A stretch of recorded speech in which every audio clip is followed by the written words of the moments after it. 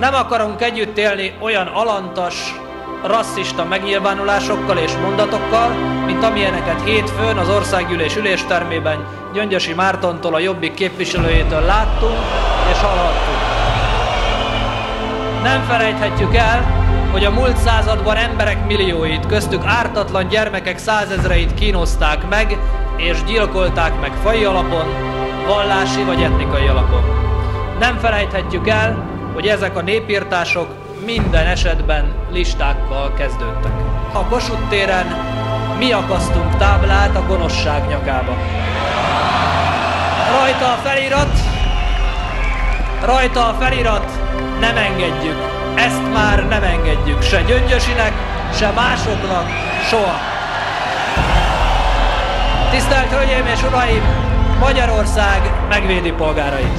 Ebben az országban ugyanis nincs többé ártalmatlan zsidózás, és nincs többé ártalmatlan cigányozás, mert nekünk a holokauszt nemzeti tragédiánk.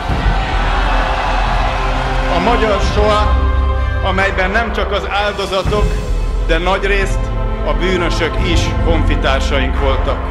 Testvérgyilkosság volt az, amelynek tanulsága örökre meg kell, hogy változtassa viszonyunkat a gyűlölet szavaihoz és tetteihez.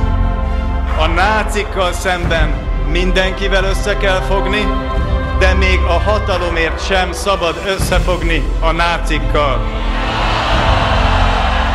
Amiről hétfőn a Jobbik képviselője beszélt a parlamentben, az szintiszta, fasiszta beszéd volt. A fasizmus egy vírus, és a Jobbik pedig a vírusgazda. Én nem akarom hallani a bakancsok csattogását Magyarország útjain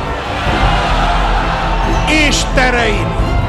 Nem akarom látni a nácizmus gönceit utánzó egyenruhákat. Mi megszakíthatjuk a gyűlöletbeszéd szónokait. Elállhatjuk a bakancsosok útján. És mindent elkövethetünk, hogy a közvélemény morálisan semmisítse meg ezeket.